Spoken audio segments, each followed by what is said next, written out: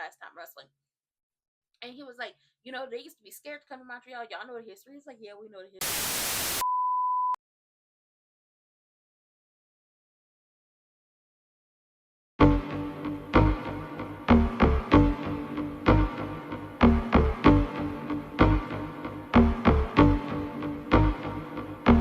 And for the record, I ain't even plead the fifth. Now, y'all might have forgiven Dimple so easy peasy or, you know, quick, like, okay, all willy nilly when he was being a run around Sue and talking crazy to us, but it wasn't me. But he's slowly working his way back into my good graces. Y'all just forgave him so easily. I don't get it. But anyway, Dimples come out. He talked to the people. He was like, we in Montreal. This is like my last time I'm going to be in Montreal, like wrestling. Because obviously he can go back and visit whenever he wants. But wrestling is last time wrestling. And he was like, you know, they used to be scared to come to Montreal. Y'all know the history. He's like, yeah, we know the history. We know the history. Stop playing with us. Anyway, he was like, just acknowledging the 2 decades that he's had in the game, his limitations, his fears, his wants, the fact that he fears that when he leaves, that they're going to forget, or us, we're going to forget about him. And it's just like, first of all, 2 decades in this game, over 2 decades, you've been ingrained in a lot of our childhoods. Starting back for the people in the OVW days, or for some people in the WCW movie with David Arquette. That's neither here nor there. So it's not like we can easily forget you. Core memories ingrained in it, like, it's not gonna happen. So go ahead and get that out your mind. But he started talking about how he's scared and has that fear, and you know he's scared of what's to come next, and he only has 11 dates left. So what does that look like? Okay, who are we fighting up against? Who are we facing up against? What are we doing? What's gonna happen? For that person that came back, now notice that person that came back, that montage they put together a Sunday to show us exactly what the hell happened. None of the wells were included in it because the reactions that they thought they wanted, they didn't get them. The reactions we gave them were not what they wanted, okay? Because I don't know what the hell y'all thought this was. Absolutely not. So he said, listen, I'm scared, but let's be clear on something. He should be scared too, because now he has a John Cena problem. For everybody up in the back, never mind who thought I was, I'm John Cena, bitch, and now y'all got a whole John Cena problem. I said, oh my God. Well, he didn't say that part, but he said they got a John Cena problem too, for the people in the back. So as he's saying all of this and he doing his 1-2 and he really getting down on the mic and that accent is coming out, because y'all know he from West Newbury, and you know them people down there, I can't say it without butchering the state, they got a little accent. Out comes that man who banned from a couple countries, and I could have sworn he was banned from Canada, but I might be wrong.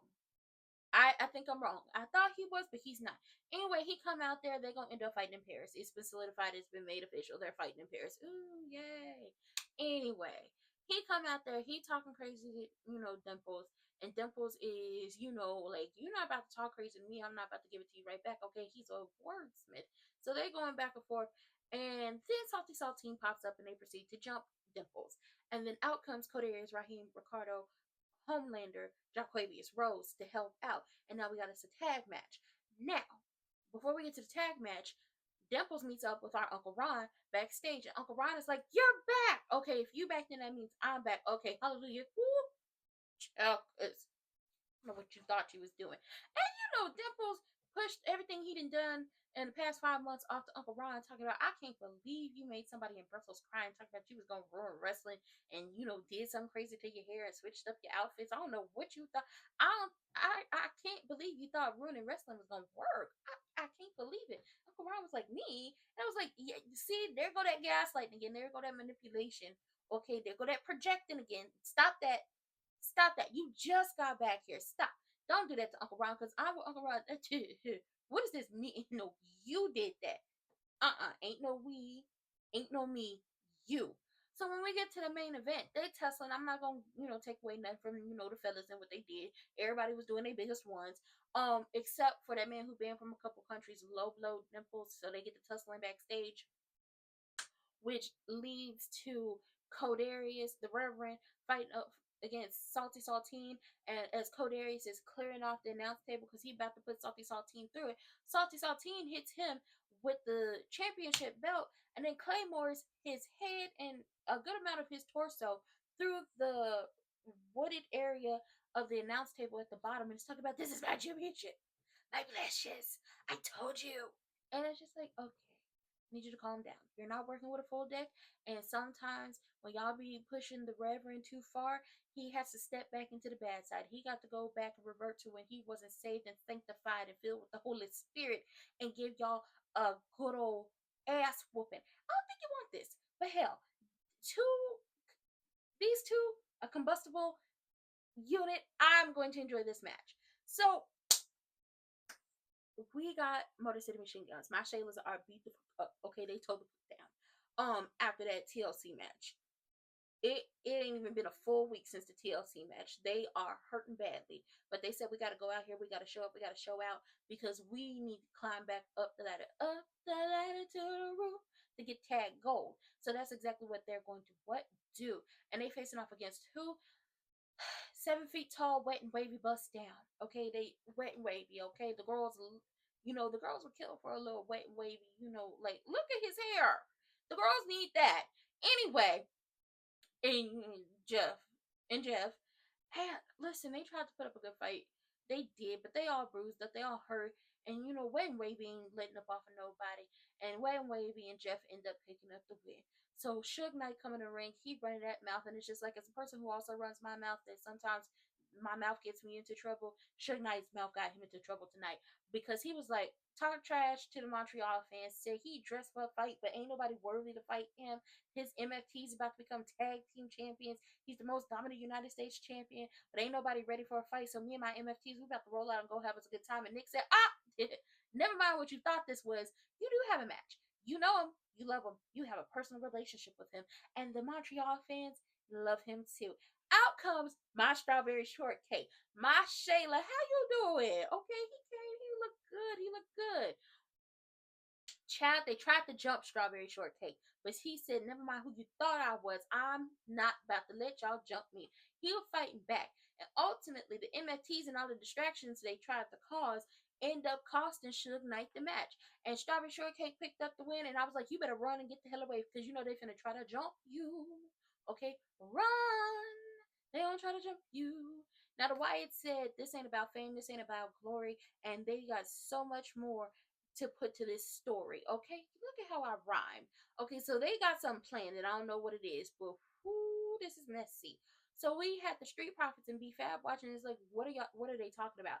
In comes DIY and Candace with folks again, and they trying to blame B-Fab and the Street Profits for why, Candace, all bruised up, all black and blue. And they was like, if you're going to blame somebody, you need to blame Mr. Husband of the Year here. Because ultimately, he the one who pushed her. And he probably the one who told her to come out there to try to get them championships anyway. Nick ain't fooling with the folks no more and said, y'all got a match next week. Stop playing with him because he going to get control over the show. Now, The Miz is back, but him and Mello ain't seen each other yet. And when they run into each other, Mello is trying to get him a United States Championship opportunity. And Miz somehow, someway talks him out of doing that. Talk about, I got us a tag team title match. Not tag team title match. I got us a tag team match. And we're going to do our big one. We're going to remind the people who you are. Mind you, he didn't even actually have this solidified because Nick wasn't even in his office. Miz is up to something. Watch him. He got beady eyes. You can't trust people with beady eyes. That's what I'm saying. Now, Lottie and Lex had them a little celebration for them being tag team champions. And also, it's Alexa's birthday tomorrow. So we did, have a little celebration. Got a little cake, got a little gift. Lily got a friend named Charlie. They not friends, but they tag team partners. Alexa and Charlotte not friends, but they're tag team partners. Yay! And they everything's going good until Chelsea came out there running her mouth, and Charlotte was like, I got you a birthday gift, Alexa, and it's gonna be me whooping Chelsea ass. And Chelsea tried to run, but Nick was like, ooh, I also got you a gift. It's a brand new ref. And this match is happening. And the girls are tussling, but the girls did what we expect them to do at all times. Come up, and show out, and do the damn thing. And that's what happened. Baby, with Charlotte reversed the unpretty her, and Chelsea went face first into that cake, and then she put the figure eight on her. I was like, Chelsea girl, just give up. Give up. Now, I'm not sure what's happening with Tiffany, Jade. I'm not sure if they're going to continue their feud or if this is over and done with. Julia and Kiana rolled up on Jade, and Kiana was like, anytime you want to get that championship gold, let me know. You're my card. And Jade said, I'm not taking this. I'm going to do it on my own. But Mi Chen was like, you want to take that card? Okay, I'm going to take it. Give me a U.S. title opportunity. Alistair had to let y'all know. Listen, y'all can be upset with me all y'all want, but the difference between me and Priest is When somebody hits him, he hits back. When somebody hits me, I push them off a cliff and watch them go splat. And if y'all want me to be the bad guy, then so be it. I will be that. I was like, wow, this is messy as hell.